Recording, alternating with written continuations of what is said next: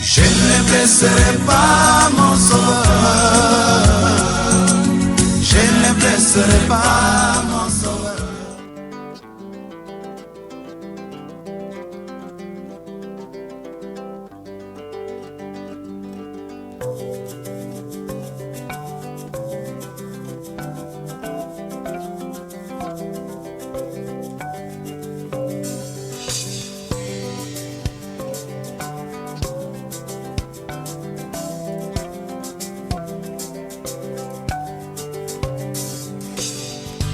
Pourquoi marches-tu sur ce chemin? Pourtant tu sais que tu te perds. Pourquoi marches-tu sur ce chemin? Pourtant tu sais que tu te perds. Pourquoi marches-tu sur ce chemin? Pourtant tu sais que tu te perds. Et pourquoi marches-tu sur ce chemin? Pourtant tu sais que tu te perds.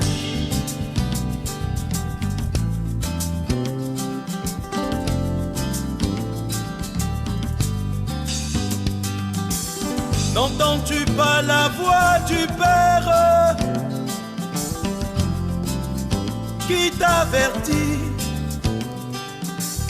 N'entends-tu pas la voix de ton Dieu qui te dit arrête? N'entends-tu pas la voix de ton Seigneur qui te dit ça suffit? Mais pourquoi marches-tu sur ce chemin? Pourtant tu sais que tu te perds.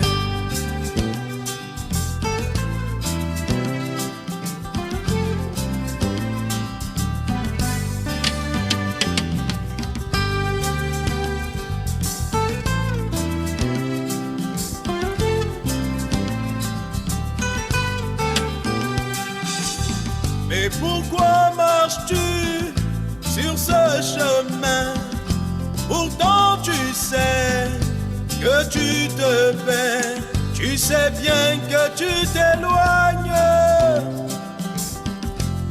Mais pourquoi persistes-tu? Qu'espères-tu avoir dans ces choses qui ne font que te perdre? Pourquoi continuer à te mentir? Tu ne peux tromper personne. Oh. Reviens à ton Seigneur, Prends la bonne décision. reviens à lui. Pendant qu'il est encore temps, des jours viendront où ce sera trop tard. Ce monde s'enfonce de plus en plus, mais toi ne le suis pas, mais plutôt relève-toi. Oh.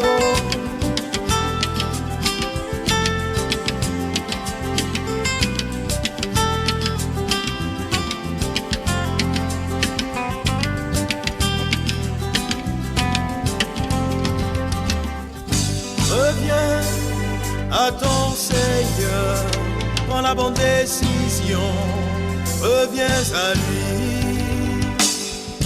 Pendant qu'il est encore temps, des jours viendront.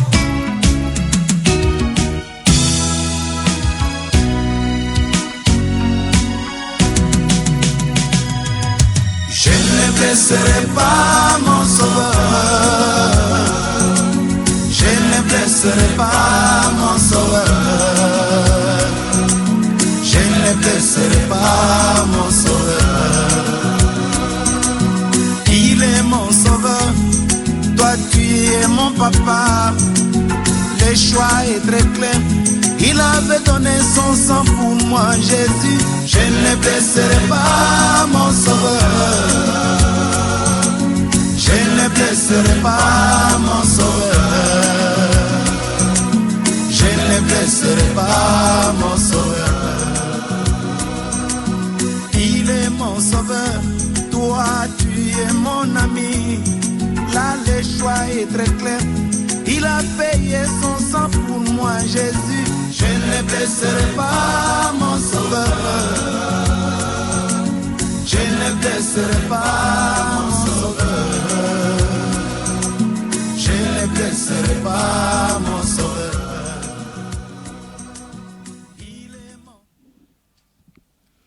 Auditeurs de la 104.6, bonsoir, bon appétit si vous êtes à table. Et surtout, merci de vous savoir très nombreux à suivre cette émission dénommée L'heure de vérité. Émission qui reçoit le pasteur Herman Anekoré de l'Assemblée des chrétiens de l'Est à Agny-Bellecro. L'entretien avec l'homme de Dieu portera sur les thématiques suivantes. 1. La polygamie est-elle autorisée dans le christianisme? 2. Selon la Bible, doit-on connaître la femme avant de l'épouser? Fidèles auditeurs, vous pourrez participer en direct à cette émission en étant connecté à Dublin FM sur Facebook ou encore en nous appelant pour vos préoccupations au 05 66 64 03 50. On peut aussi poser les préoccupations sur WhatsApp, mais il faudra précéder le numéro de l'indicateur suivant 225 et appeler au 07 57 15 51 15. Alors je reprends, on précède l'indicateur 225 au 07 57 15 51 15. Voici pour votre participation en direct. Alors le décor est planté tout de suite. On va commencer avec l'homme de Dieu que nous recevons. Alors on l'a vu cette semaine par 3 fois prêcher. Alors quelqu'un a bien voulu savoir qui est l'homme de Dieu que nous recevons aujourd'hui et comment lui est venu cette fois-là d'annoncer la bonne nouvelle. Comment lui est venu en quelque sorte sa vocation. Merci mon frère Jody, que Dieu te bénisse. Que Dieu bénisse Dublin et surtout la radio de l'Est ici pour l'honneur à me faire d'intervenir sur la chaîne. Je salue aussi tous nos auditeurs et toutes nos auditrices ainsi que tous ceux qui sont connectés en direct. Que le Seigneur les bénisse richement. Et je crois que ce soir nous aurons un bon temps. Nous allons partager une vision et je crois que Dieu bénira richement cette émission. Je suis le pasteur Herman Anekoré de l'Assemblée des chrétiens de l'Est de la Côte d'Ivoire. Et je crois que Dieu nous a fait grâce en ce temps de la fin. J'étais à Abidjan, jeune étudiant déjà, et j'ai eu l'envie comme ça de devenir chrétien parce qu'on m'a annoncé la parole. J'ai aimé la chose. Et c'est comme ça que je suis venu d'abord à l'église. Et j'étais chrétien. Donc pour moi, prêcher la parole n'était pas d'abord dans mes prérogatives. Je voulais seulement servir Dieu de façon simple comme un simple croyant. Et après ça, des frères encore m'ont croisé, m'ont donné encore plus de connaissances dans la parole du Seigneur. Je les ai suivis, on est allé à l'église et j'ai compris par là qu'il y avait plus à comprendre. Il y avait plus à savoir en fait. Et quand on allait sur les champs d'évangélisation, les gens allaient avec moi, on nous essayait, chacun parlait. C'est là que le pasteur a bien voulu que je puisse intervenir. Bon, je n'étais pas très engagé au début, je n'étais pas chaud. Il a essayé de m'encourager. Et il dit qu'il voyait un don en moi. Amen. Donc, j'ai quand même suivi ce que le pasteur disait. Donc, j'étais un prédicateur là-bas. J'ai commencé à me consacrer. Mais le boom est venu surtout le 1er décembre 2012. Alors que j'étais déjà ici. Et j'avais déjà commencé un peu l'œuvre en 2011 ici. Et je partais à Bengourou pour des courses. J'étais au volant d'un véhicule, de mon premier véhicule 406, autant pour moi. Et j'ai eu un choc violent contre un cargo de l'ONUCI. Je ne sais pas si la régie peut présenter la photo, si c'est possible, de l'accident qui a eu lieu le 1er décembre 2012.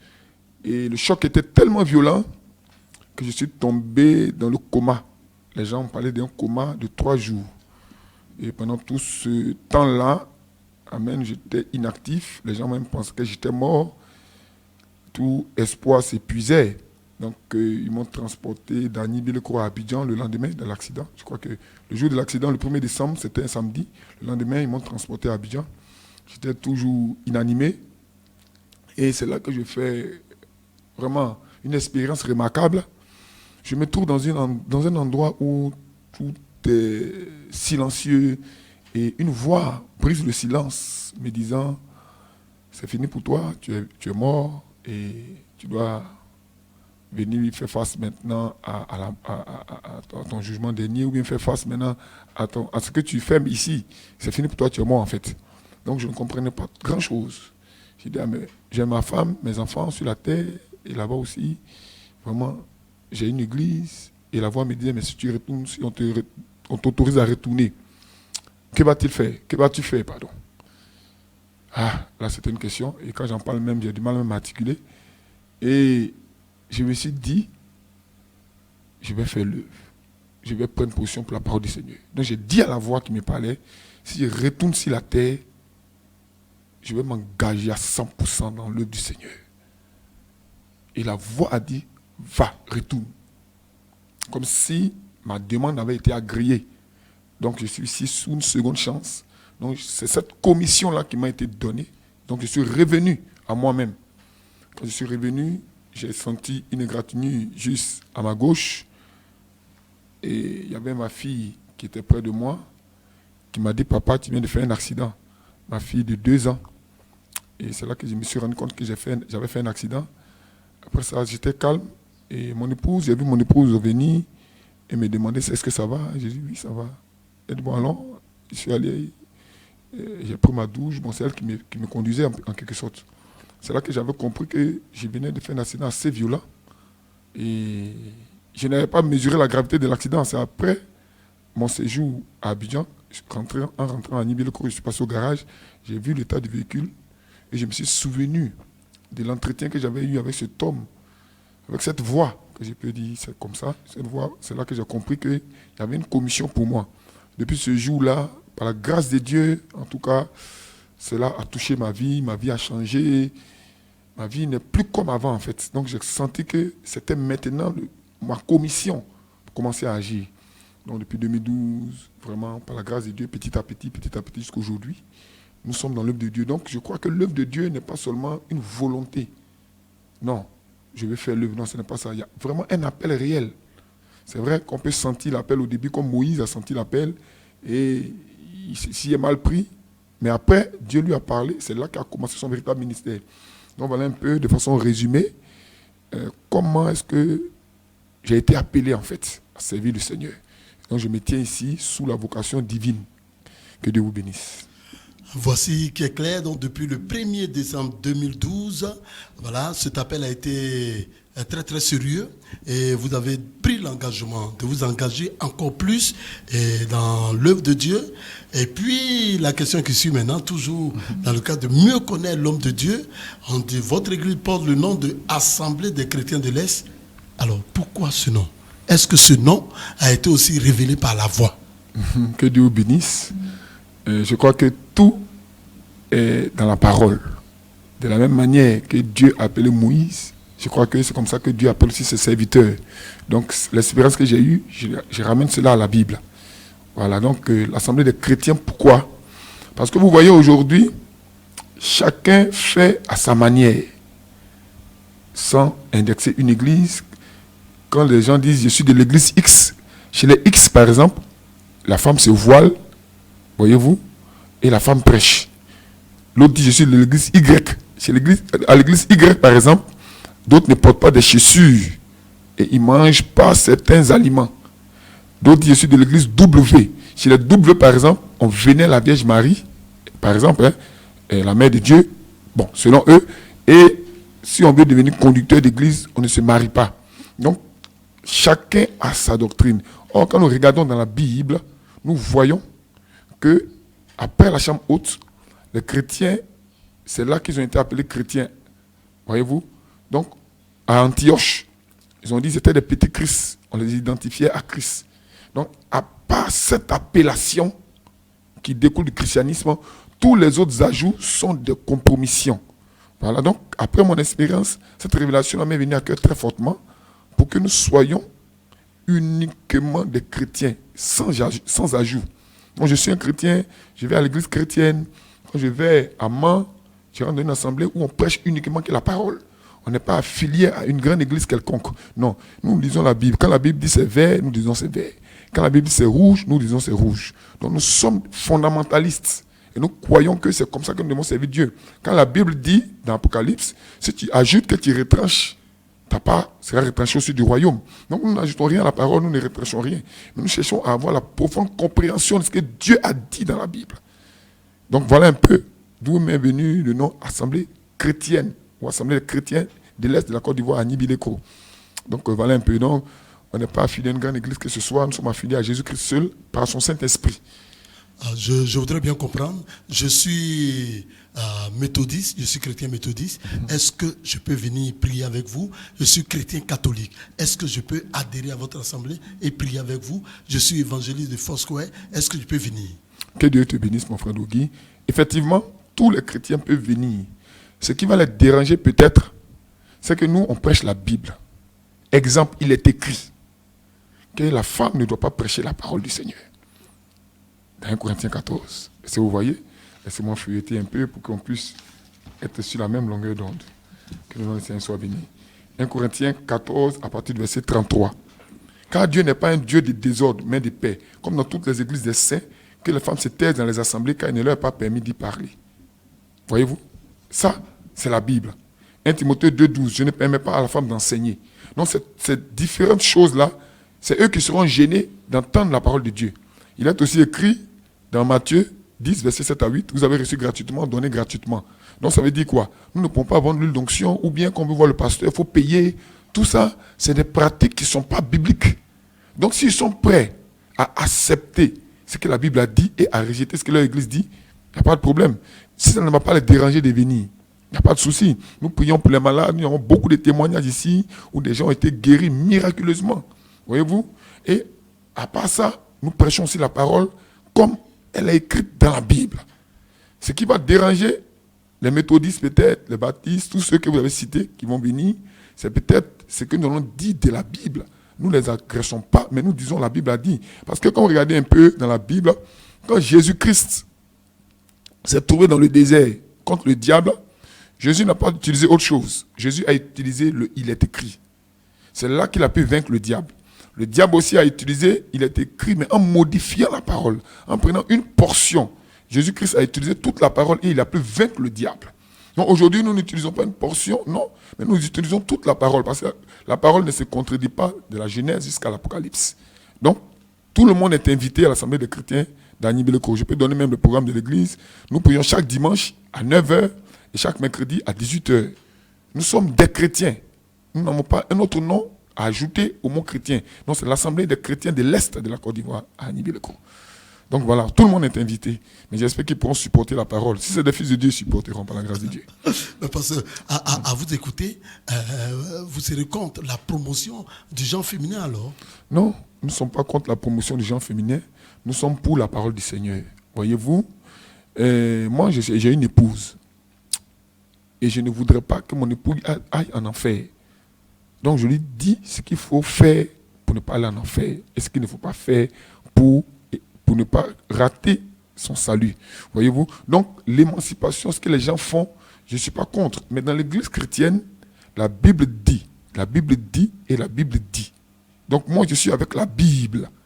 Maintenant, si en dehors de la Bible, les gens ont d'autres objectifs, je ne peux soutenir autre objectif que ce que la Bible dit, car c'est la Bible qui est notre lumière. Car comme le disait David, la parole est une lampe à mes pieds, une lumière sur mon sentier. Donc, je ne suis pas contre la promotion de quoi que ce soit, mais je suis avec la parole du Seigneur. Merci, pasteur. Pour tous ceux qui viennent de nous prendre en main, sachez que vous êtes à votre émission L'heure de vérité qui reçoit le pasteur Eman Anekore de l'Assemblée des chrétiens de l'Est à Anibileko.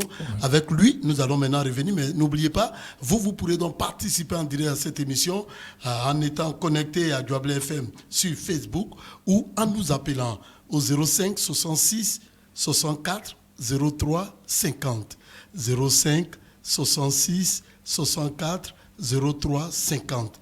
On peut aussi envoyer les préoccupations sur WhatsApp, je crois, mais seulement faire précéder le numéro que nous avons donné de l'indice 225. Oui, plus 225. Voilà, plus 225 à 07 57 15 51 15. 07 57 15 51 15. Nous avons encore fait âme connaissance avec le pasteur Herman Anekouré, mais nous n'oublions pas, nous allons maintenant actualiser, rappeler d'abord les deux thématiques et puis maintenant les attaquer sérieusement. Nous avons dit que les thématiques de ce soir sont donc 1. La polygamie est-elle autorisée dans le christianisme? 2.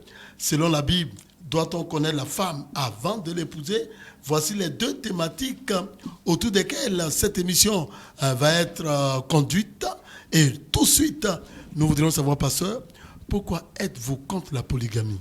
Pourtant, dans la Bible, nous disons bien, puisque vous dites que vous ne dites que la Bible, pourtant, dans la Bible, il y a eu des polygames comme David, comme Salomon, pour ne citer que ceux-là. Ok. Merci bien, la question est bien tombée et je crois que je veux que les gens écoutent attentivement cette émission et prennent le temps de noter les versets que nous allons donner. Parce qu'aujourd'hui, il ne s'agit pas d'aller à l'église, mais il faudra être comme les chrétiens des Bérets. Dans Actes des Apôtres, acte 17, verset 11. La Bible dit que ces Juifs avaient un sentiment noble et ils vérifiaient ce qu'on leur disait dans les Écritures.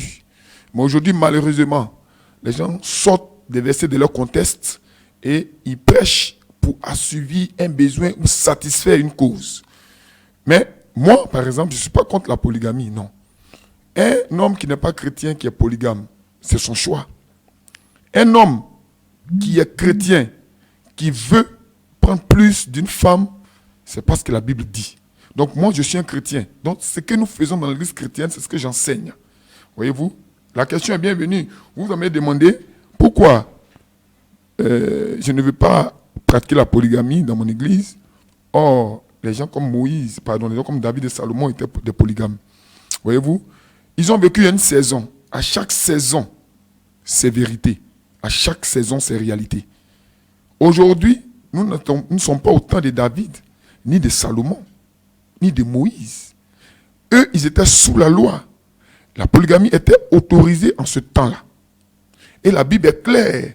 Dans Jean 1, verset 17, j'ai dit bien aux gens de bien noter les versets. Ils peuvent appeler pour réagir, il n'y a pas de problème. Dans Jean 1, le verset 17, la Bible dit ceci. Car la loi a été donnée par Moïse. La grâce et la vérité sont venues par Jésus-Christ. Donc, la loi a été donnée par Moïse. La grâce et la vérité sont venues par Jésus-Christ. Le mot vérité est d'une importance capitale. En d'autres termes, la loi ne comporte pas toute la vérité. Donc nous ne pouvons pas aujourd'hui nous baser sur la loi pour conduire notre église. Voyez-vous? Regardons encore dans Hébreux 7. Hébreux 7, versets 11 à 12. Je lis la parole du Seigneur. Si donc la perfection avait été possible par le sacerdoce lévitique, ça veut dire à travers la loi, car c'est sur ce sacerdoce que repose la loi donnée au peuple. Qu'était-il encore besoin qu'il parût un autre sacrificateur selon l'ordre de Melchisedec et non selon l'ordre d'Aaron, parce qu'Aaron est un sacrificateur. Car le sacerdoce étant changé, nécessairement aussi, il y a un changement de loi. Donc la Bible est claire pour dire que le sacerdoce lévitique est changé. On n'a plus besoin des Lévites. La loi aussi change. C'est ce que la parole de Dieu dit. Nous continuons, nous lisons du verset 15 à 17, toujours Hébreux 7. Cela devient plus évident encore quand il parut un autre sacrificateur à la ressemblance de Melchisedec, institué non d'après la loi d'une ordonnance charnelle, mais selon la puissance d'une vie impérissable. Donc la Bible nous dit ici que la loi contient des ordonnances charnelles. Nous ne sommes pas dans la chair, maintenant nous sommes dans l'esprit. Donc on ne peut pas prendre les choses charnelles pour les conduire aujourd'hui. Il y a eu la loi, nous sommes maintenant sur la grâce. Continuons toujours dans Hébreux 7, c'est très intéressant. Hébreux 7, 18.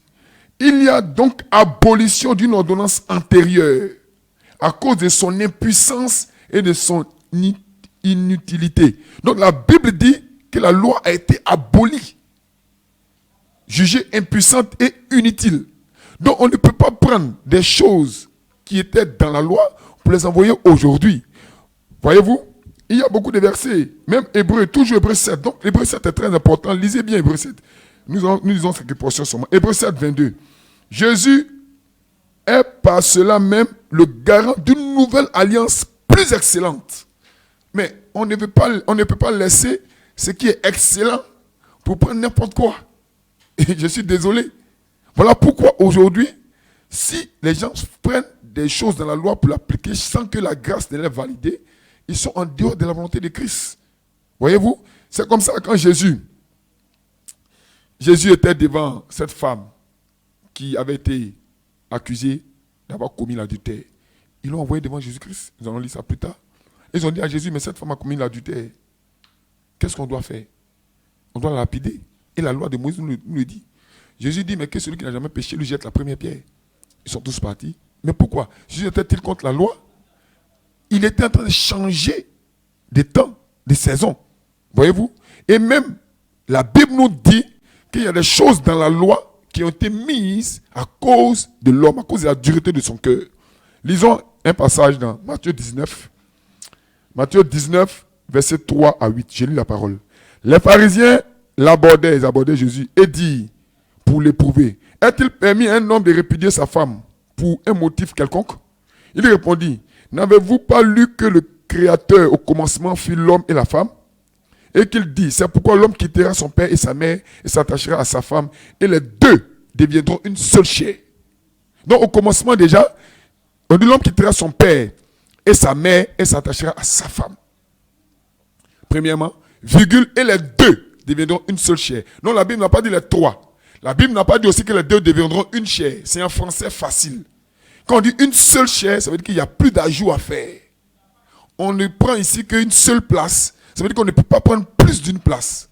Si on dit on prend une place, on peut prendre deux places. Mais quand on dit une seule, en français facile, ça veut dire que c'est fermé à gauche, c'est fermé à droite. Donc souvent les gens disent, l'homme quittera son père et sa mère et s'attachera à sa femme. J'ai ma femme, j'ai une deuxième femme, les deux sont mes femmes. Mais on peut dire ça, c'est ma femme. Mais quand on dit une seule femme, ça veut dire qu'il ne peut plus y avoir une autre femme. Voyez-vous? Ainsi, ils ne sont plus deux. Donc la Bible ne parle pas de trois personnes. Mais ils sont une seule chair, que l'homme donc ne sépare pas ce que Dieu a joint. Pourquoi donc, lui dit-il, Moïse a-t-il prescrit de donner à la femme une lettre de divorce et de la répudier? Jésus répond, la Bible dit quoi? Il leur répondit, c'est à cause de la dureté de votre cœur que Moïse vous a permis de répudier vos femmes. Au commencement, il n'en était pas ainsi. Donc pourquoi Moïse a permis ces choses-là? C'est parce que les gens n'ont pas un cœur doux. Les gens n'étaient pas spirituels. C'est la dureté de leur cœur qui a fait que Moïse a prescrit certaines choses, permis la polygamie, permis qu'on répudie la femme. Mais Jésus dit, au commencement, il n'en était pas ainsi. Voyez-vous? C'est comme ça. Donc la loi a des imperfections et des incohérences. On ne peut pas venir prendre une imperfection et conduire une église au détriment de l'excellence. Et une chose excellente, il n'y a rien au-dessus de l'excellence. Donc la grâce et la vérité sont l'excellence de Dieu. Regardez l'imperfection de la loi. Matthieu 5, versets 43 à 44. Vous avez appris qu'il a été dit, tu aimeras ton prochain et tu haïras ton ennemi. Mais moi je vous dis, aimez vos ennemis, bénissez ceux qui vous maudissent, faites du bien à ceux qui vous haïssent et priez pour ceux qui vous maltraitent et qui vous persécutent. Voyez-vous? Donc qu'est-ce que ça signifie? La loi était en train d'être abolie progressivement par l'entrée en scène de Christ. Parce que la loi est venue par Moïse. Il y a des choses qui ont été prescrites dans la loi qui étaient dans le but de satisfaire l'homme et non Dieu. Voilà pourquoi Jésus est clair. Il dit au commencement, il n'en était pas ainsi. Quand le Créateur fit l'homme et la femme, c'est pourquoi l'homme quittera son père et sa mère et s'attachera à sa femme. Ça, c'est au singulier. Et les deux, pas les trois. S'il n'avait pas mis la précision des deux qui deviennent une seule chair, on pourrait dire que la polygamie peut être autorisée aujourd'hui. Mais non, nous retournons au commencement. Que le nom du Seigneur soit béni. Donc voilà ce que je peux dire un peu sur la loi. Donc, la polygamie, la loi n'empêche pas la polygamie. Il a dit dans la Bible, je crois que c'est dans un verset, c'est dans Exode 21, si un homme prend une autre femme il ne retranchera rien pour la première, à la nourriture, aux vêtements et au droit conjugal. Voilà, ça c'est dans la loi. Amen. Mais il ne nous est jamais indiqué dans la grâce, avec la vérité de Jésus-Christ, qu'on peut prendre plus d'une femme. Non, ce n'est jamais indiqué dans la parole. Donc voilà un peu. Donc certaines personnes, excusez-moi de le dire, je serai très direct, pour assouvir les besoins sexuels ou pour justifier les carences sexuelles, permettre certaines choses comme la polygamie, comme connaître la femme avant de l'épouser. C'est des déviations graves quand même. En tant que chrétien, je veux qu'on me montre dans le Nouveau Testament ou encore dans la vie de Jésus-Christ ou encore dans l'ordonnance de Jésus-Christ, où il a permis une seule fois que nous soyons des polygames. Ça n'a jamais existé, ça n'existera pas. C'est donc une mauvaise compréhension des Écritures qui amène certaines personnes à pratiquer des choses. Et nous sommes venus ici à Nibileko pour dénoncer ces choses qui ne sont pas la parole du Seigneur. Parce qu'au commencement n'était pas ton église, au commencement n'était pas ton pasteur, au commencement n'était pas ta manière de comprendre, au commencement était la parole. Est-ce que la parole soutient la polygamie en notre temps? Non, nous ne sommes plus sous la loi, nous sommes sous la grâce. Et la grâce et la vérité sont venues par Jésus-Christ, tandis que la loi a été donnée par Moïse. Et la loi a été abolie. Nous avons vu ça dans Hébreux 7 tout à l'heure. Donc nous ne pouvons pas prendre ce qui a été aboli pour conduire une église. Non, à moins que nous ayons d'autres intentions. Parce que la loi est charnelle. Donc tous ceux qui restent dans ces choses-là sont charnels. Voilà ce que j'avais à dire pour cette question qui m'a été posée. Voilà. Pasteur, vous avez dans vos explications fait allusion au Nouveau Testament. Oui, je crois que dans le Nouveau Testament, on voit que Pierre même est le fruit d'un foyer polygame. Comment expliquez-vous cela? Et puis, dans la Bible aussi, dans la vie qu'on a su que Guillaume le Conquérant, que les gens appelaient peut-être affectueusement ou bien Cologré le bâtard, il a été quand même un grand concurrent reconnu de tous. Oui, c'est ça. Que Dieu vous bénisse. Ce n'est pas Pierre seul, même Jésus même est le fruit d'un foyer polygame. Même Jésus est Christ. Qu'est-ce que cela veut dire? Vous voyez, quand vous ne maîtrisez pas les Écritures, vous vous laissez prendre au piège des Anciens et Nouveaux Testaments. La Bible n'a jamais dit que le Nouveau Testament commence directement avec la grâce. Non. La Bible dit, et je cite... je ne voudrais pas vous arrêter, mais parce que ce n'est pas les deux entités qui nous donnent la Bible, et l'Ancien et le Nouveau. Oui, c'est les deux entités qui nous donnent la Bible, mais à chaque saison, ses ordonnances. Voilà. Donc, l'Ancien Testament ne finit pas avec les 4 épîtres. Non. C'est vrai que c'est le Nouveau Testament, mais les lois continuent dans le Nouveau Testament. Dans Matthieu, Marc, Luc et Jean, les lois continuent. Oui, parce que Jésus, la Bible dit dans Galates 4 au verset 4, et je cite, « Mais lorsque les temps ont été accomplis, Dieu a envoyé son Fils, né d'une femme, né sous la loi. » Que le nom du Seigneur soit béni. Donc, Jésus lui-même est né sous la loi. Jésus n'est pas né sous la grâce, attention. En d'autres termes, quand Jésus venait, la loi était déjà là. Donc son père pouvait être polygame. Tout le monde pouvait être polygame. Pierre pouvait être issu d'un foyer polygame. Tous ceux qui étaient présents au temps de Jésus étaient sous la loi. Toutes les années que Jésus a passées avant de rentrer dans son ministère, mais tout le monde était sous la loi. Voilà, les gens pouvaient continuer à se marier à 5 femmes, 10 femmes. Donc on nous dit que Jésus ou Pierre sont issus d'un foyer polygame. Mais attendez, mais ils étaient sous la loi. Pourquoi donc ne voulez-vous pas qu'ils accomplissent ces choses de la loi? C'est après la mort de Jésus-Christ que la grâce était pleinement introduite dans la chambre haute par le baptême du Saint-Esprit. Parce que la première ordonnance, qui est charnelle, se change en une ordonnance spirituelle après la chambre haute. Donc c'est dans les épîtres, ou même dans les conseils que Jésus donne aux apôtres, que la grâce prend réellement son effet. Voilà. Donc, il ne faudrait pas croire que non, même dans le Nouveau Testament, il y a eu des polygames. Bien sûr, dans le Nouveau Testament, il y a eu des polygames. Même encore, quand Jésus est parti, il y a toujours eu des polygames.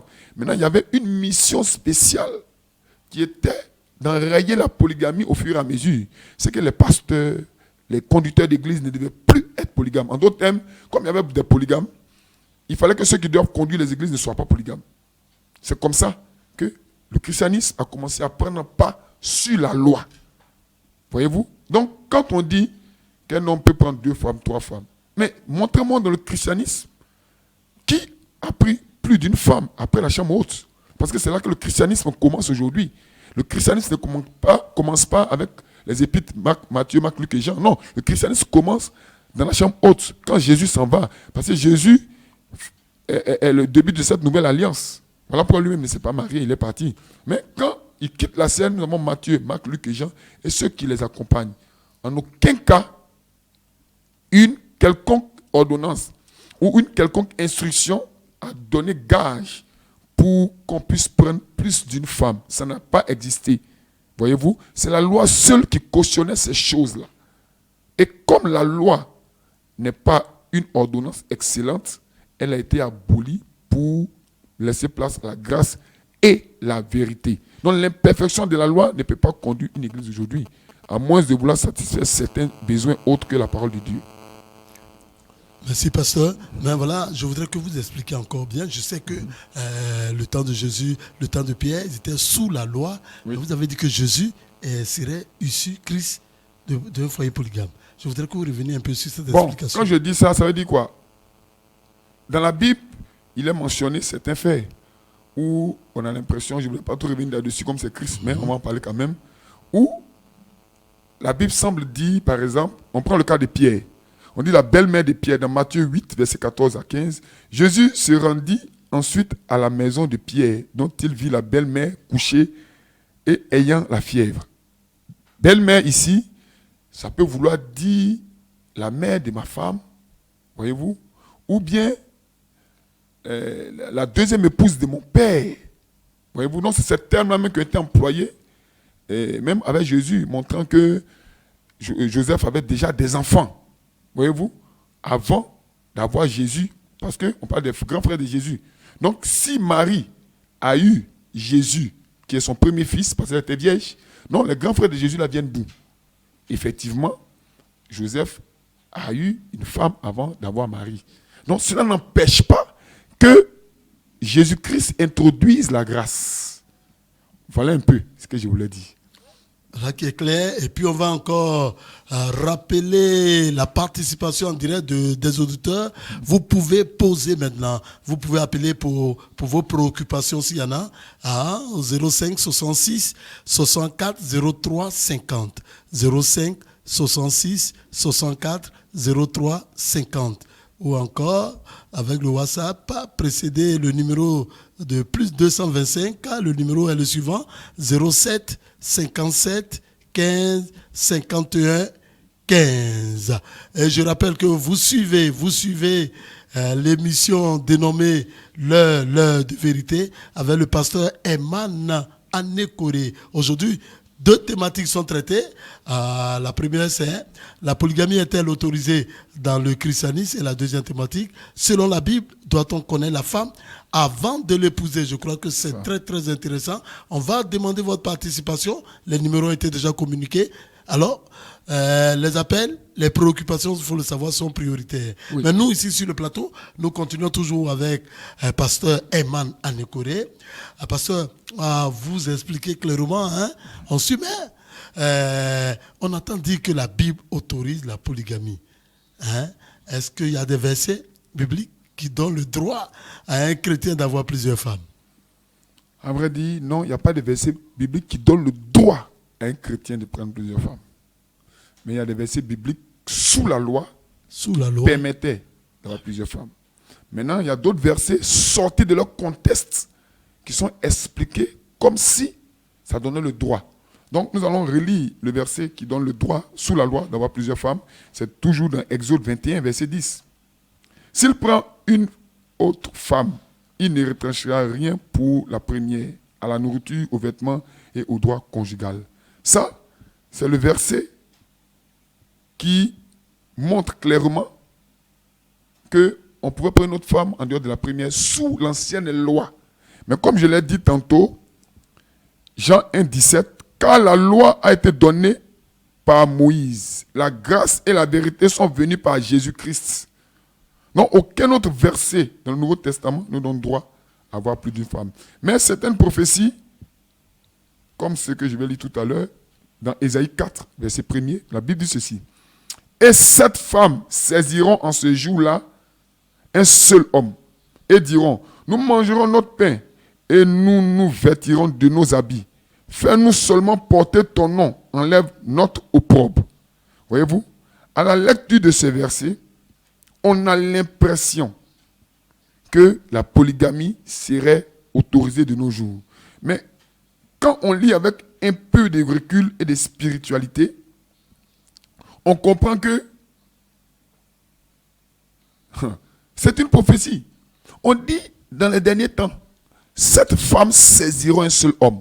Mais, mon frère Dogui, je n'ai jamais vu dans le mariage où c'est la femme qui va vers l'homme. C'est l'homme toujours qui vient vers la femme. Mais ici, on dit 7 femmes vont saisir notre nom pour nous faire nous porter ton nom. Donc ça veut dire quoi? Ça sera une sorte d'impudicité. C'est une prophétie qui va s'accomplir. Ça ne veut pas dire que c'est comme ça doit se faire, que les femmes doivent aller saisir un homme. Non. C'est pas ce que la Bible a dit. Voyez-vous? Regardez un peu dans 1 Timothée 3, verset 1er. Sachez que dans les derniers jours, il y aura des temps difficiles. Car des hommes seront égoïstes, amis de l'argent, fanfarons, hautains, blasphémateurs, rebelles à leurs parents, ingrats, irréligieux. On dit c'est ce que les hommes seront. Ils n'ont pas dit ce qu'on devait faire. Ce n'est pas une ordonnance biblique. C'est une prophétie, c'est ce qui va arriver. La Bible même dit dans les derniers temps, une nation se lèvera contre une autre. Ça ne veut pas dire que nous, les Ivoiriens, bon, comme la Bible dit, une nation se lèvera contre une autre. Bon, allez, on va s'organiser, allons attaquer le Ghana. Ça n'a pas de sens. Donc, quand la Bible dit, et 7 femmes saisiront un seul homme ce jour-là, c'est ce qui va arriver. Et c'est ce qui arrive aujourd'hui. Vous voyez que les hommes mariés sont abordés par des femmes. Et ces hommes ont beaucoup de maîtresses. Mais ce sont des prophéties déjà dites dans la Bible. Alors on ne peut pas prendre un tel verset pour soutenir. Non, ce n'est pas possible. La polygamie. Un autre verset, que je ne trouve pas le passage, mais je vais le citer. La Bible dit, il y a tellement de l'imposition au milieu de vous, que même se trouve que l'un de vous a la femme de son père.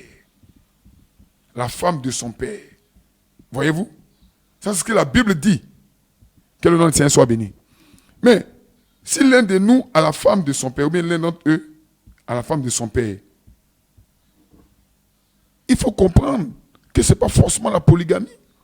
Et les gens disent non, mais s'il a la femme de son père, c'est que son père avait une deuxième femme. Mais c'est un raccourci trop tertiaire, excusez-moi du terme.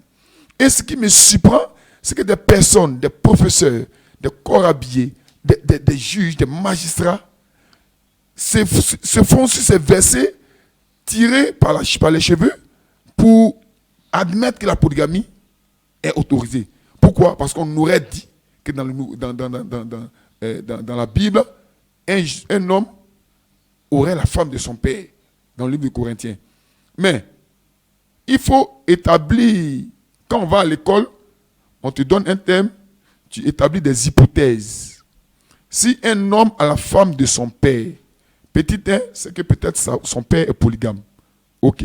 Petit 2, peut-être que sa mère a quitté le foyer et son père s'est remarié.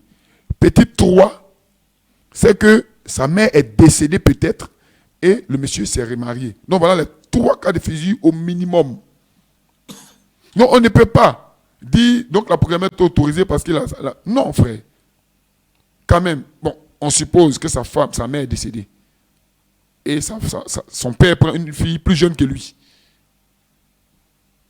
L'homme est un jeune homme, étant pas spirituel, peut aimer la femme de son père. Ça ne veut pas dire que son père avait plusieurs femmes. Ça c'est 1. Et de 2, je l'ai dit d'entrée, Jésus-Christ est venu introduire une nouvelle alliance, plus excellente. Donc, quand Jésus quitte la scène et que Pierre, Jacques, Jean, les apôtres, sont sur la terre, il y a encore des foyers polygames, je vous en prie. Il y a encore des foyers polygames. Mais ça ne veut pas dire que le christianisme admet la polygamie. Non. On ne peut pas brusquement changer. Il y a encore des gens qui ont les femmes. Donc, il n'y a pas de verset. Je mets au défi. Oui, je le dis maintenant avec audace. Je mets au défi quiconque, que ce soit sur Internet ou ici dans le Djoablin, de me montrer un verset ou un demi-verset où il est autorisé à un homme d'avoir plus d'une femme. Je vais me repentir. je mets au défi quiconque, pasteur, apôtre, diacre, ancien, de me trouver un verset biblique qui montre qu'un homme peut avoir plus d'une femme. Je vais me repentir. Je n'ai pas dit que je suis contre le polygame, pardon. Non. Un homme qui n'est pas dans la parole, c'est un polygame, ça n'engage que lui. C'est comme quelqu'un qui ne vient pas à l'église, qui est un fumeur. Je ne suis pas contre lui. Mais quand il devient chrétien et qu'il se marie, et qu'on lui enseigne qu'il peut prendre au-delà d'une femme, c'est là qui n'est pas normal, qui n'est pas biblique. Donc je le répète à cette heure. Si on peut me donner un seul verset où il est autorisé à un chrétien d'être polygame, je change ma doctrine. J'ai fouillé tout le Nouveau Testament. Je n'ai vu aucun verset. Ce sont que des suppositions. Un homme à la femme de son père. Donc ça veut dire, c'est trop petit ça. Ou bien d'Ésaïe, cette femme saisiront un homme. Donc ça veut dire, non. Dites-nous clairement, il est écrit. Moi, je suis un homme il est écrit. Soit c'est écrit ou ce n'est pas écrit. Moi, j'ai vu dans l'Ancien Testament qu'on pourrait avoir plus d'une femme. J'ai vu David avoir 100 femmes. J'ai vu Moïse avoir même une autre femme. J'ai vu Abraham avoir une autre femme. J'ai vu Salomon avoir 1000 femmes. Oui, ça a été. Car la Bible dit les choses anciennes sont l'ombre des choses à venir et non une parfaite représentation. Non, on ne peut pas prendre l'ombre pour nous l'appliquer aujourd'hui. Parce que les choses anciennes, disent la parole, sont des choses sont l'ombre des choses à venir. Donc on ne peut pas prendre l'ombre pour conduire la réalité aujourd'hui. Les gens ont vécu dans l'Ancien Testament sous la loi. Et la grâce vient. La grâce et la vérité sont venues par Jésus pour nous introduire dans une alliance plus excellente qui nous garantit le salut. C'est ce que la Bible dit, nous avons lu ça dans Hébreux 7. Comment est-ce qu'on peut prendre donc des imperfections et les introduire dans l'Église? Je crois que ces gens ont un objectif. C'est pour assouvir les besoins. Maintenant, mon frère Dougui, la polygamie. Qu'est-ce qui peut emmener un homme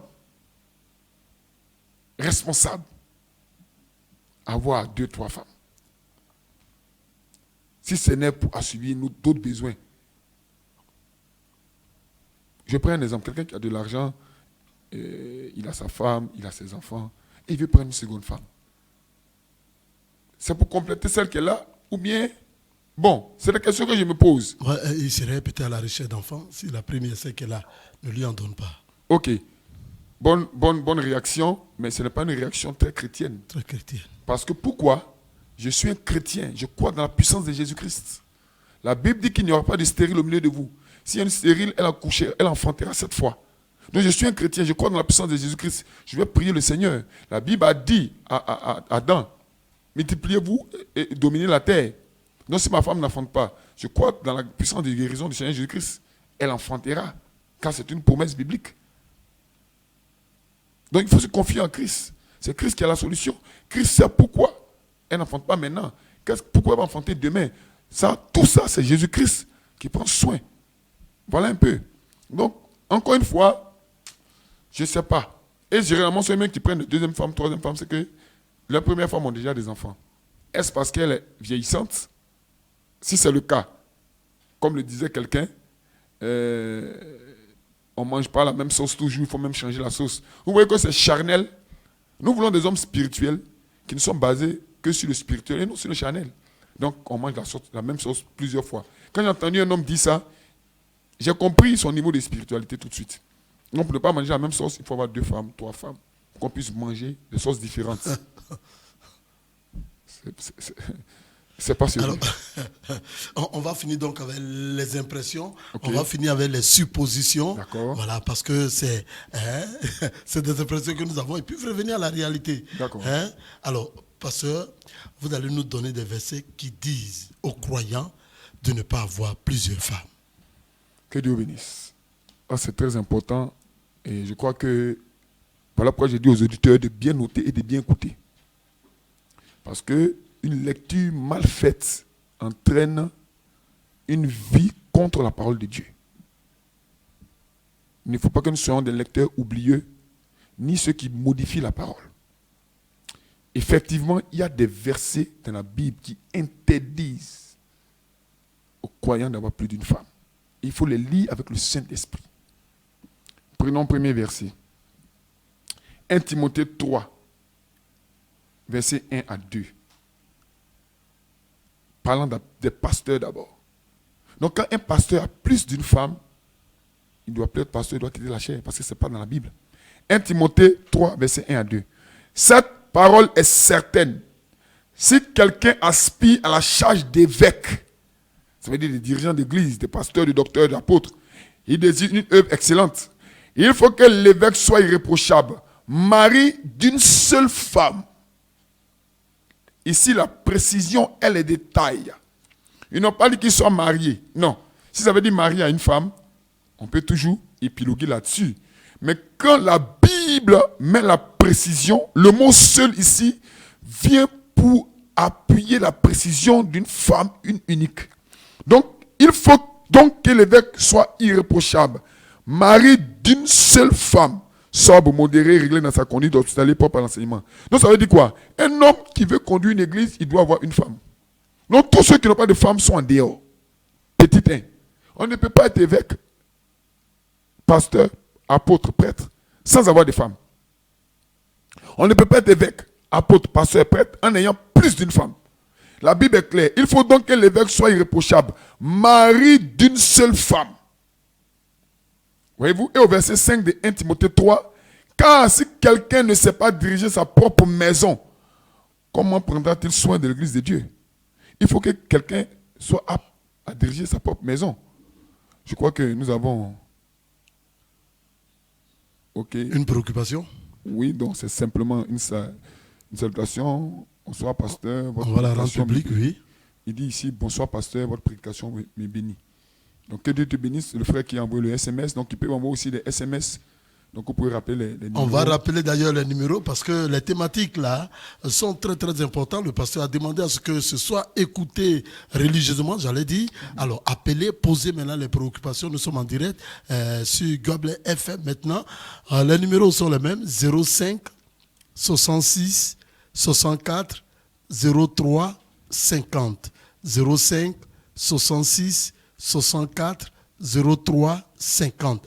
Nous sommes allés lentement et pour le WhatsApp, on met l'indicateur plus 225 au numéro 07 57 15 51 15. Okay. Sachez que vos préoccupations sont prioritaires. On continue de donner les versets. Okay. Les versets qui veulent que les croyants ne puissent pas avoir plusieurs femmes. Ok, donc nous avons donné ici 1 Timothée 3, versets 1 à 2, où il est dit que le dirigeant d'église, le pasteur, l'apôtre, l'évêque, le prêtre, doit avoir une seule femme. Pas au moins une femme. Pas une femme, mais une seule. Le mot seul ici vient pour donner la précision et les détails. Et je relis 1 Timothée 3, 2. Il faut donc que l'évêque soit irréprochable, mari d'une seule femme. Ok. Lisons aussi dans 1 Timothée 3, toujours au verset 12. Les diacres doivent être maris d'une seule femme. Donc les diacres aussi. Et bien diriger leurs enfants et leur propre maison. Voyez-vous? Donc la Bible parle des pasteurs et des diacres. Allons maintenant dans 1 Corinthiens 7, verset 2. La Bible dit ceci, je cite, « Toutefois, pour éviter l'impudicité, » bonsoir pasteur, que Dieu vous bénisse. Que Dieu te bénisse mon frère. Nous apprécions les SMS qui viennent aussi. « Toutefois, pour éviter l'impudicité, que chacun ait sa femme, virgule, et que chaque femme ait son mari. » Comme je le disais tantôt dans mes évangélisations publiques, ça c'est en français facile. On dit que chacun ait sa femme et que chaque femme ait son mari. Cela met le cadenas et à gauche et à droite. C'est comme quand on étudie une droite ou un segment, pardon. Il y a une droite, la droite elle est libre. Elle n'a pas d'extrémité. Il y a des demi-droites. Les demi-droites sont fermées à gauche, ouvertes à droite peut-être. Donc ça veut dire quoi? Ici, la femme ne peut pas avoir plus d'un homme. Mais l'homme peut avoir plusieurs femmes. Mais quand les deux sont fermés à gauche, fermés à droite, ça veut dire que un ici, un à gauche. Donc je relis 1 Corinthiens 7, verset 2. Toutefois, pour éviter l'impudicité, que chacun ait sa femme et que chaque femme ait son mari. Donc moi j'ai mon mari n'est pas ton mari. On ne partage pas le même mari. Voilà, donc chaque femme a son mari et chaque mari a sa femme. Donc que chacun ait sa femme et que chaque femme ait son mari. Ça, comme je le disais tantôt, c'est un français facile. Et encore, les gens veulent essayer de contourner ce qui est dit. Et allons même dans ce qui est écrit, où la Bible dit, l'homme quittera son père et sa mère et s'attachera à sa femme. Voyez-vous? Quand on dit l'homme quittera son père et sa mère et s'attachera à sa femme, on peut polémiquer là-dessus. Parce que moi, je peux avoir 3 femmes. La première est ma femme, la deuxième est ma femme.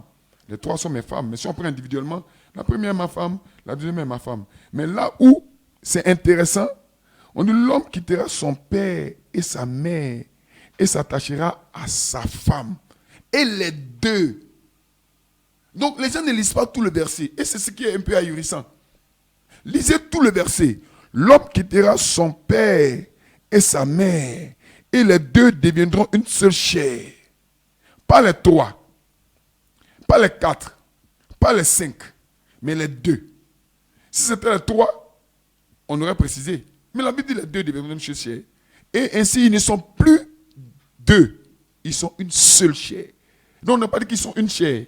Donc, le mot seul ici vient pour ébranler toutes les théories polygames qui puissent s'élever ici. Donc, voilà les versets que nous avons et nous voulons partager avec les auditeurs. Voyez-vous? Donc, amis auditeurs de Joablin, sur Facebook, partout, que Dieu vous bénisse. Et soyez sereins. Sachez que Dieu, amen, nous a envoyés sur la terre pour prêcher la vérité. 1 Corinthiens 7, 2. Toutefois, pour éviter l'impudicité, que chacun ait sa femme et que chaque femme ait son mari. Marc 10, versets 7 à 8. C'est pourquoi l'homme quittera son père et sa mère et s'attachera à sa femme. Virgule. Donc on ne doit pas s'arrêter là. Et les 2, pas les 3, pas les 4. Et les 2 deviendront une seule chair. Ils n'ont pas dit les 2 deviendront une chair. Si on dit les 2 deviendront une chair, en français, ça veut dire 1, 2, 3. Mais quand on dit une seule, la comptabilité s'arrête net. Et les 2 deviendront une seule chair. Ainsi, ils ne sont plus 2, mais ils sont une seule chair. Voilà. Donc, plus possibilité d'ajouter encore. 1 Timothée 3, 12. Les diacres doivent être mariés d'une seule femme. 1 Timothée 3, 1. 1 Timothée 3, verset 1 à 2. Il faut donc que l'évêque soit irréprochable, marié d'une seule femme. Donc tous les pasteurs doivent avoir une seule femme et ne pas être célibataires. Voilà. Voyez-vous? Donc je ne sais pas où les gens enlèvent leur verset, mais ce n'est pas dans la Bible en tout cas. Ils prennent ça sous la loi pour essayer de l'introduire dans la vérité. Non. Ici, c'est fermé. Il y a la grâce et la vérité qui ferment. On ne peut pas prendre la loi pour venir nous séduire ici. Vraiment que Dieu bénisse. Donc voilà les versets que j'ai cités là. Je les reprends sans les lire. 1 Corinthiens 7, verset 2. Matthieu 10. Donc Marc 10, verset 7 à 8. 1 Timothée 3, verset 1 à 2. 1 Timothée 3, verset 12. Voilà un peu les versets qui soutiennent qu'un chrétien ne peut pas avoir plus d'une femme. Merci de nous éclairer, de mettre fin aux impressions, de mettre fin aux suppositions. Les versets sont clairs. Un chrétien, une seule femme. C'est ça. Une chrétienne, un seul mari. Bien voilà dit. qui est clair. Alors on va permettre au pasteur de souffler un peu et puis demander à la régie juste de nous proposer un sous-son musical et puis juste après nous revenons. Mais sachez que vos préoccupations sont prioritaires. On les attend, on les attend. Merci à tous ceux qui nous envoient les SMS. Merci d'apprécier cette émission. À la fin, on vous donnera encore le temps de l'heure de vérité. Mais pour l'heure, les préoccupations continuent d'être attendues.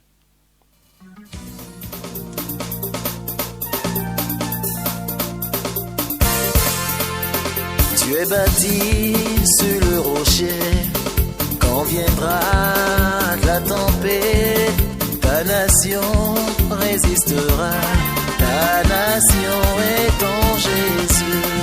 La pluie et le vent souffleront, Satan se déchaînera, mais ta nation est en Jésus. Tu n'auras jamais, jamais peur, tu n'auras jamais jamais peur. Tu n'auras jamais, jamais peur.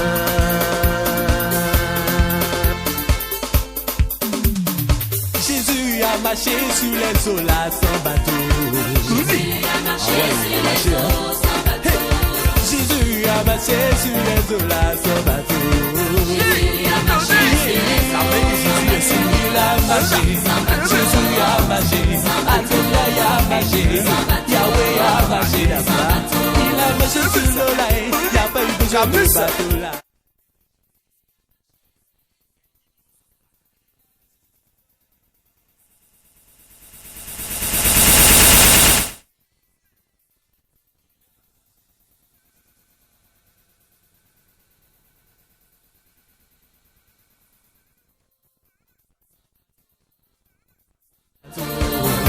Sans bateau, sans bateau.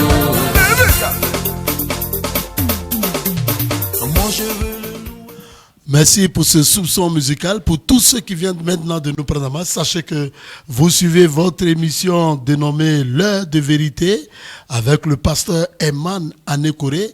Et pour aujourd'hui, l'animation de cette émission, vous avez votre invité Meja Dogui. Je crois que le pasteur a été clair. On a terminé par une femme, un mari, une femme. Mais pasteur, on voudrait quand même avec vous avoir quand même les origines de la polygamie. Oui, c'est une bonne question puisque c'est biblique. Et je crois que la polygamie a dû commencer quelque part. Quand nous remontons dans la Bible, nous avons un livre important qu'on appelle la Genèse. Genèse signifie l'origine de toute chose. Donc, certainement que la polygamie a commencé quelque part dans la Genèse. Que le nom de Seigneur soit béni. Que Dieu vous bénisse, pasteur, pour la vérité. Nous remercions tous ceux qui envoient les SMS, que Dieu les bénisse. Donc, on lit bien. La polygamie vient de la descendance de Caïn. Voyez-vous? Quand Caïn a tué son frère Abel, quand la Bible est claire, nous allons avoir une émission dessus, comment Caïn est du malin. Caïn n'est pas le fils d'Adam. Voyez-vous? Et la lignée de Caïn, des criminels et des polygames. La Bible dit dans Genèse 4, à partir du verset 16, « Puis Caïn s'éloigna de la face de l'Éternel et habita dans la terre de Nod, à l'orient d'Éden. Caïn connut sa femme, elle conçut et enfanta Enoch. Il bâtit ensuite une ville et il donna à cette ville le nom de son fils Enoch. Enoch engendra ainsi, jusqu'à ce que il engendre Lémec. » Au verset 19 de Genèse 4, Lémec prit 2 femmes. C'est la première fois dans la Bible où un homme prend plus d'une femme. Cet homme n'est pas descendant d'Abel ni de Seth. Cet homme est descendant de Caïn. Caïn qui a tué Abel parce que Caïn n'avait pas eu d'agrément de son sacrifice. Caïn qui était du malin, comme le dit la Bible. Nous allons revenir dessus plus tard dans d'autres émissions. Donc la Bible dit quoi? Le petit-fils de Caïn, l'arrière-petit-fils de Caïn appelé Lémec. Genèse 4, verset 19. Lémec prit 2 femmes.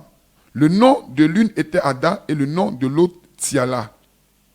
Ada enfanta Jabal. Il fut le père de ceux qui habitent sous des tentes et près des troupeaux. Lémec dit à ses femmes, Ada et Tiala, « Écoutez ma voix, femme de Lémec. Écoutez ma parole. J'ai tué un homme pour ma blessure et un jeune homme pour ma maîtressure. » Voyez-vous? Caïn sera vengé 7 fois et Lémec 77 fois. Donc la descendance de Caïn, ce n'est rien d'autre que des tueurs, des meurtriers et des polygames, des hommes charnels. Donc si un homme aujourd'hui chrétien qui croit qu'il peut être polygame, nous doutons de sa sémence. Parce que la polygamie a commencé pour la première fois sous la descendance de Caïn. Caïn qui a tué Abel et qui a mal répondu à Dieu, qui a dit à Dieu, suis-je le gardien de mon frère? Voyez-vous, donc son arrière-petit-fils nommé Lémec, lui aussi devient polygame et fait la même chose. Donc la polygamie est dans la lignée de Caïn. Caïn qui a pour père le serpent ancien, qui était un être debout. Ça, j'ai fait, comment on appelle ça, l'exposé ici pendant mes évaluations plein air. C'est après que Dieu l'a maudit pour qu'il puisse ramper. Mais déjà, les gènes de la polygamie étaient dans le serpent ancien. Parce qu'il avait sa femme et il a approché Ève. Et c'est là qu'ils ont conçu Caïn. Donc les gènes de la polygamie étaient en Caïn. Quand Caïn a grandi, les gènes du meurtre étaient en Caïn. Caïn a tué Abel, son frère. Pourquoi? Parce qu'il était son frère, parce qu'ils avaient la même mère, mais pas le même père. Car la Bible dit Ève est la mère de tous les vivants. Donc c'est cette lignée caïnite là que de là que découle le meurtre et la polygamie. Maintenant regardez, Genèse 4 verset 25 dit quoi? Adam connut encore sa femme. Elle enfanta un fils et l'appela du nom de Seth. Car dit-elle, Dieu m'a donné un autre fils à la place d'Abel que Caïn a tué. Seth eut aussi un fils et il l'appela du nom d'Enoch. C'est alors que l'on commença à invoquer le nom de l'Éternel. Donc dans la lignée de Caïn, les gens ne sont pas spirituels. C'est comme sous la loi. Comme on sait que la loi c'est pour la dureté du cœur, Dieu a laissé faire certaines choses. C'est là, donc c'est dans Genèse 4 qu'est née la polygamie. C'est dans Genèse 4 que l'ampleur du crime a pris une ascendance. Voilà. Donc les origines de la polygamie sont claires. C'est les descendants de Caïn qui aiment ces choses-là. Et quand ils deviennent chrétiens, ils cherchent des versets pour essayer de justifier leur forfaiture, comme dans le jardin d'Éden. De cette même manière où le diable est venu voir Jésus, il dit non, tu vois, il est écrit ici, il a essayé de modifier la parole. De la même manière que Ève a été séduite par le serpent, Dieu a-t-il réellement dit. Donc toujours, la lignée de Caïn va essayer de séduire les véritables fils de Dieu. Mais la Bible dit les élus seraient séduits s'il était possible. Il n'est pas possible de séduire un élu par la polygamie ou même ces choses-là. Donc voilà les origines de la polygamie. Vraiment, Dieu bénisse, mon frère Doki. Et nous refusons d'être des descendants de Caïn. Amen. Voilà. La vérité est là, implacable. Alléluia. Un mari, une femme, un mari. Alors, on est d'accord, mais dans le fond, on est d'accord, mais on va revenir un peu à la forme. Parce qu'on entend dire qu'il faut connaître la femme avant de la marier. Pasteur, qu'en pensez-vous? Dans le monde, ça se fait avec certaines orientations. Bon, ça, c'est le monde. Mais comme je l'ai dit, moi, c'est la Bible. Je pense et je crois qu'une femme honorable, on lui demande un mariage. Et c'est après qu'elle soit devenue notre femme qu'on a le droit de découvrir son jardin secret. Avant ça, c'est du banditisme. Et ce genre de bandits utilisent des versets sortis de leur contexte. Je lis le verset dont il est question ici. C'est encore sous la loi d'abord 1. De 2, il n'est pas contextuel. Voilà ce que dit le verset. Exode 22, verset 16. Si un homme séduit une vierge qui n'est point fiancée et qu'il couche avec elle, il paiera sa dot et la prendra pour femme.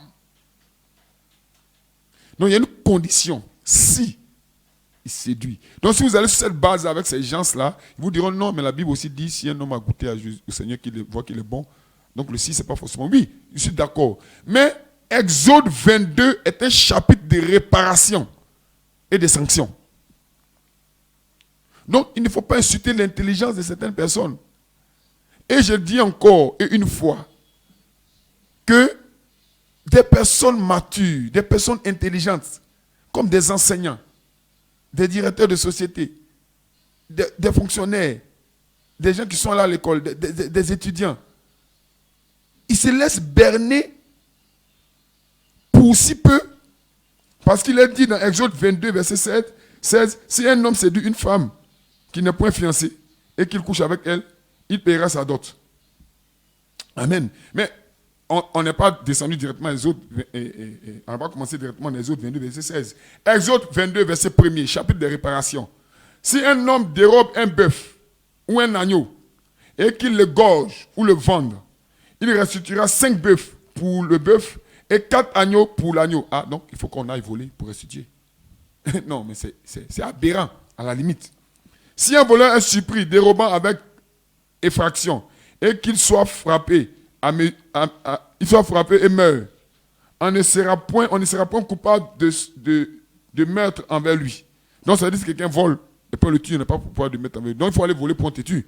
Non. Donc, dans Exode 22, c'est un chapitre de réparation. Exode 22, verset 7. Si un homme donne à un autre de l'argent ou des objets à garder et qu'on les vole dans la maison de ce dernier, le voleur fera une restitution au double. Voyez-vous? Donc, ce sont des réparations, des réparations. Exode 22, verset 13. Amen. Si l'animal a été déchiré, bon, c'est une réparation jusqu'à tomber dans Exode 22, verset 16. Amen. Si un homme séduit une vierge qui n'est point fiancée et qu'il couche avec elle, il paiera sa dot et la prendra pour femme.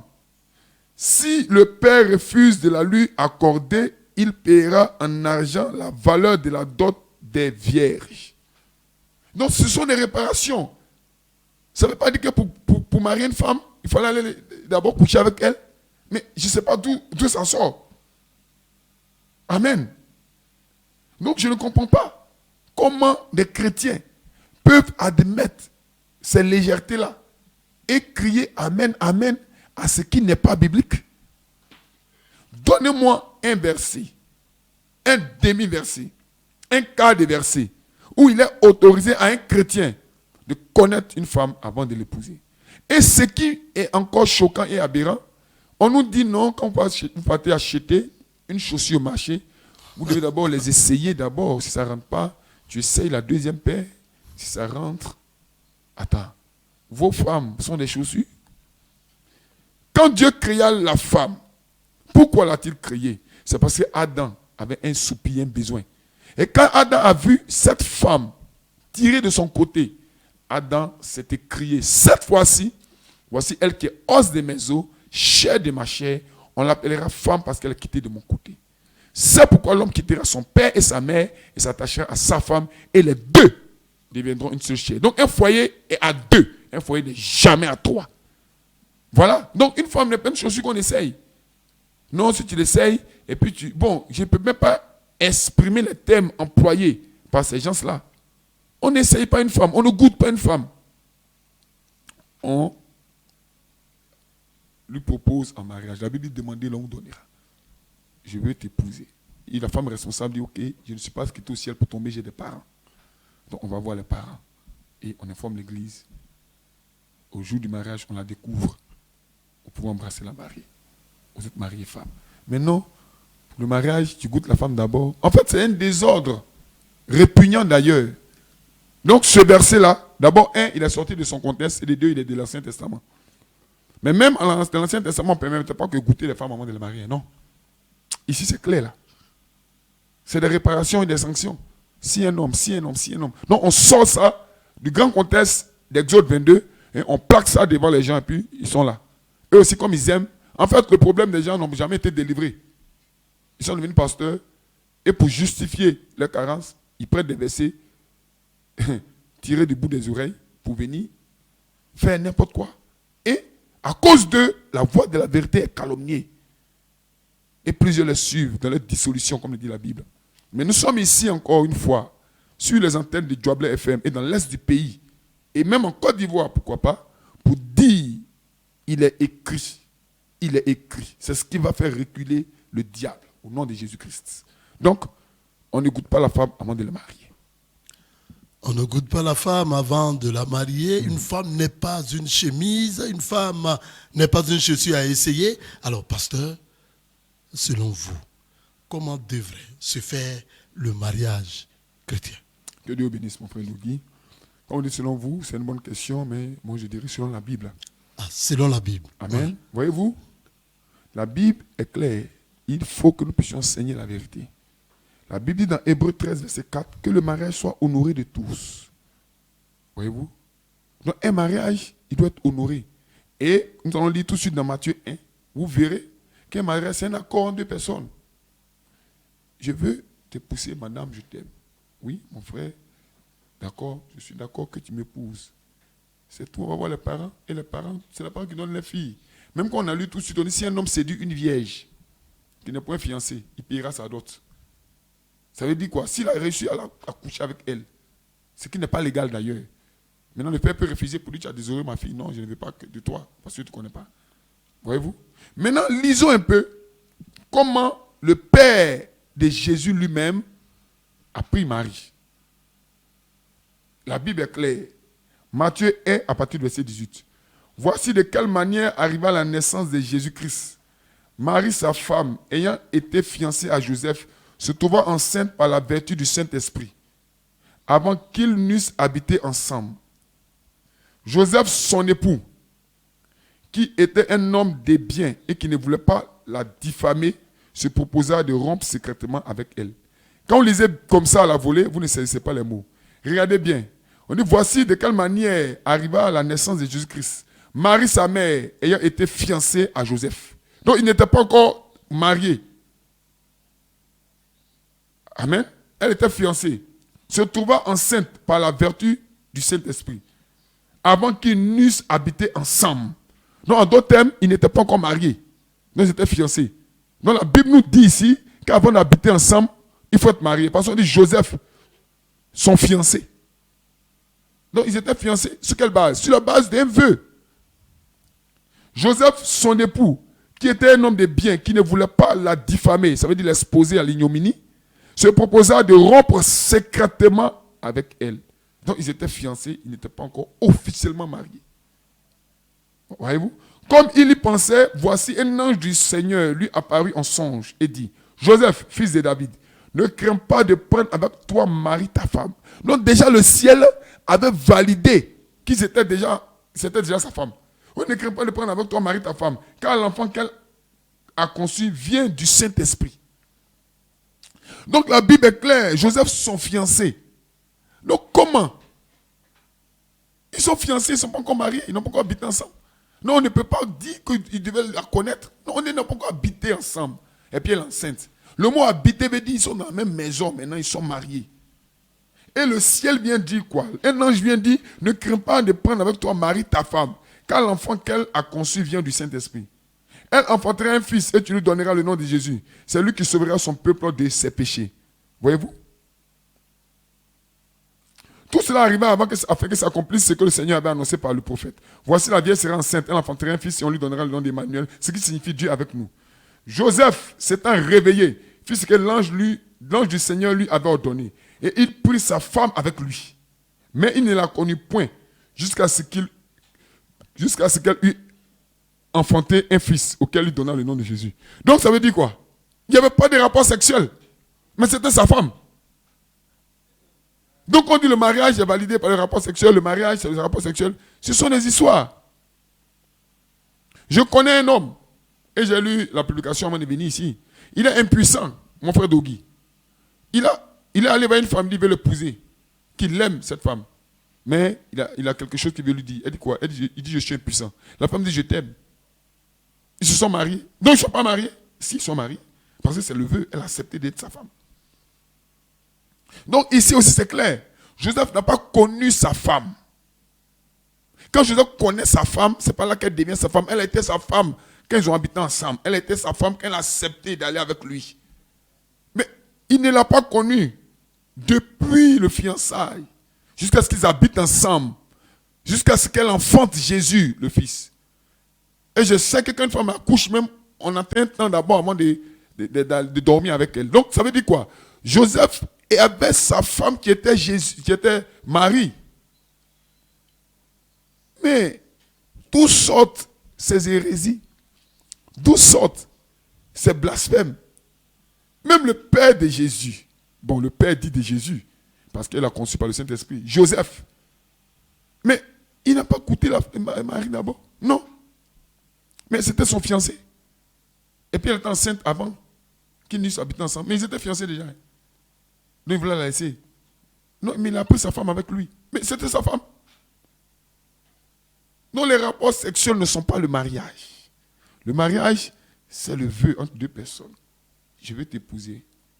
Oui, je veux que tu m'épouses, je veux que tu sois mon mari. Ils vont voir les parents, ils font les dots. Mais tu goûtes la femme. Et si elle a des vergetures, tu la laisses. Tu goûtes une autre. Tu te dis que non, elle a... Bon, tu crées d'autres choses. Je ne peux pas dire ça de ma bouche parce que ces insanités-là sont difficiles à prononcer. Mais quand il y a une telle église, je suis sûr que toutes les sœurs, ou bien la moitié même a été déjà goûtée par le pasteur et ses anciens. Parce qu'ils sont prêts. Parce que tu dois être polygame, la polygamie est validée là-bas, et puis tu peux goûter avant de marier. Donc ça veut dire quoi? Je viens célibataire dans l'église, je vais épouser une femme. J'ai les moyens de le faire. Je vois une, je dis je vais te épouser, mais il faut que, comme la Bible le dit, bon, comme notre pasteur le dit, je vais te goûter d'abord. Tu la goûtes. Si selon toi, elle n'est pas une femme avec qui on peut se marier, tu la laisses. Donc tu goûtes 5, tu maries une. Tu goûtes 5, tu maries une. Tu goûtes 5, tu maries une. Non, avant de marier 3 femmes, tu vas goûter 15. Mais ça, c'est une vraie église. Multipliez-vous. Excusez-moi de dire, mais c'est une vraie église de X. Donc, quand tu as goûté les 15, que ton ami aussi veut se marier, il fait la même chose. Attendez, mais où on va? Quel est ce désordre-là? Non. Il faut un homme pour dire non. Pour crier contre cette perversion. Et maintenant l'autre, il dit, bon, je vais goûter cette fille-là. Il dit, mais non, celle-là, je l'ai déjà goûtée. Mais finalement, qui va marier qui? C'est une église de goûter-voix. Une église de désordre comme ça. Mais où on va? Ce christianisme qui jadis se voulait pur, où les apôtres ont brandi la foi de Jésus-Christ à un niveau de guérison, de manifestation de paroles et de puissance. Aujourd'hui, on assiste à quoi? À une dépravation dans l'église chrétienne. Non, les miracles, il y a les faux qui font les miracles, mais frère, si les faux font les miracles, il faut que les vrais aussi fassent le miracle. Parce que le faux, il imite le vrai. Mais faites d'abord ce qui est vrai, et puis on va vous imiter. Mais ils n'ont pas le temps de guérir les malades. Ils n'ont pas le temps d'aller de l'avant. Pourquoi? Ils sont focalisés sur le fait de goûter les sœurs de leur église. Et des femmes qui ne savent pas se laissent entraîner dans ces dérives sexuelles au plus haut point. Voyez-vous? C'est déshonorant, c'est machiavélique, c'est insultant pour une femme. Non, quand tu vas acheter une chaussure, il faut l'essayer d'abord. Non, si tu la prends un petit nage comme bon, tout ce qu'ils ont à raconter. Et certaines femmes croient, comme elles aiment le Seigneur, croient que c'est la vérité. Mais non, sœur, ce n'est pas la vérité. Au grand jamais, une femme honorable. Toi, tu es professeur à l'université. Mais toi, tu es une femme, tu vends tu fais ton petit commerce. Et puis, quelqu'un te goûte et il dit non, il n'est pas satisfait. Attends. Et tu vas attendre un autre pour venir te goûter. Et tu es dans une église comme ça. Où est la valeur de la femme? La Bible ne l'a jamais dit. Moi, je ne défends ni les femmes ni les hommes. Je défends la parole. Si la Bible avait dit, j'allais venir ici pour prôner la vérité biblique. Oh. Mais la Bible ne l'a pas dit et la Bible ne peut pas dire ces insanités-là. D'où viennent ces choses-là? C'est dans la Genèse, même dans Genèse 6. C'était le mariage libre. La Bible dit que les fils de Dieu ont vu que les filles des hommes étaient belles. Ils ont pris pour femmes. Ils ont commencé à faire n'importe quoi. Dieu a détruit la terre. La Bible parle de Sodome et Gomorrhe, c'est vrai, où les hommes allaient avec des hommes et des femmes. Mais dans Genèse 6, la Bible dit que les fils de Dieu ont vu que les filles des hommes étaient belles. Ils ont commencé à faire l'amour libre. Et c'est comme ça aussi dans certaines assemblées. Et j'ai dit non. Et la Bible dit non. Amen. Quelqu'un peut-il me montrer dans la doctrine de Jésus-Christ où il est permis à un homme de coucher avec une femme avant de l'épouser? Dans le monde, ça s'est fait. Je dis encore une fois, je ne parle pas du monde. Les gens ont leurs coutumes dans le monde. Mais je parle du christianisme. Ça, ce n'est pas du christianisme, c'est la perversion. Et comme on peut être polygame, on peut goûter autant de fois et marier autant de fois. Mais c'est quelle église ça? C'est une église du X ou bien quoi? Non, ne déportons pas la pornographie dans nos églises. Ouf, que puis-je dire encore?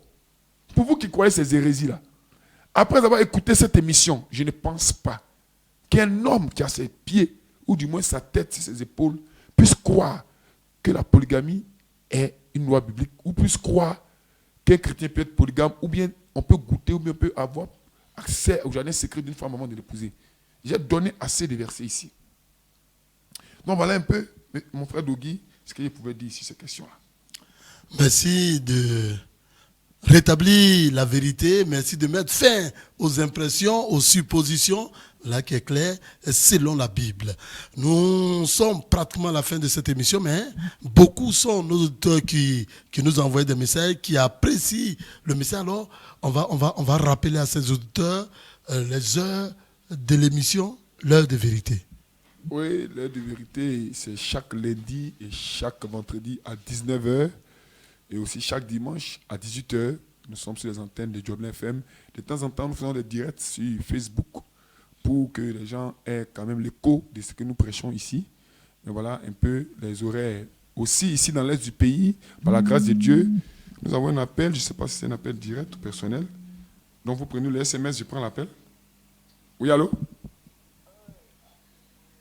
Oui, allô, je suis à une émission directe. Oui, frère. Dieu te bénisse. Je suis à une émission radio, là. Oui, donc je te rappelle.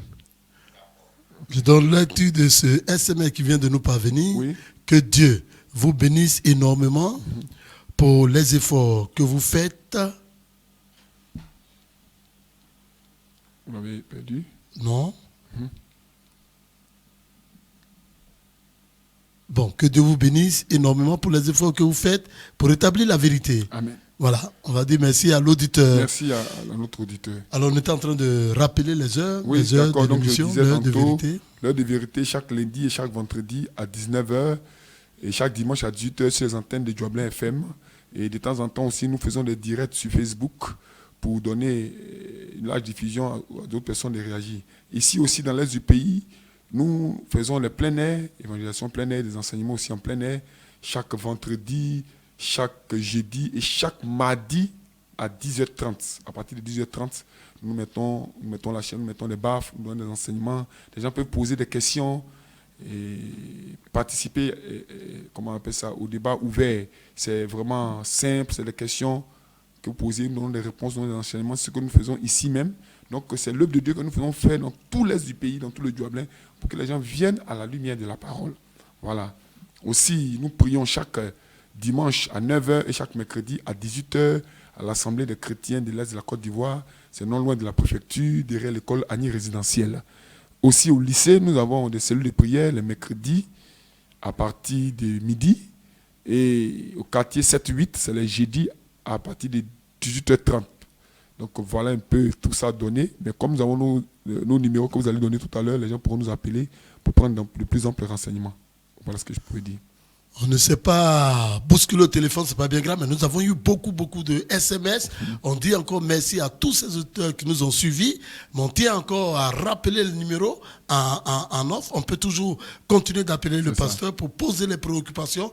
Et je crois que vous serez largement, suffisamment éclairés pour mettre fin aux impressions, pour mettre fin aux suppositions et être dans la vérité selon la Bible. Alors le numéro 05 66 64 03 50 05 66 64 03 50 ou on veut utiliser le WhatsApp, il faut le faire précéder de plus 225 le 07 57 15 51 15 07 57 15 51 15.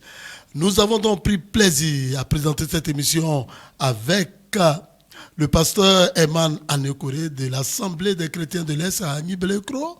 Nous, on va maintenant vous dire merci et vous demander de rester en contact, en compagnie de votre radio, ne zappez surtout pas. Et puis, à lundi prochain, pour un autre numéro de l'heure de vérité. C'est ça.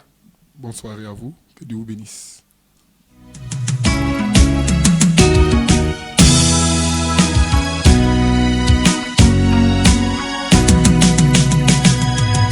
Je ne blesserai pas mon sauveur.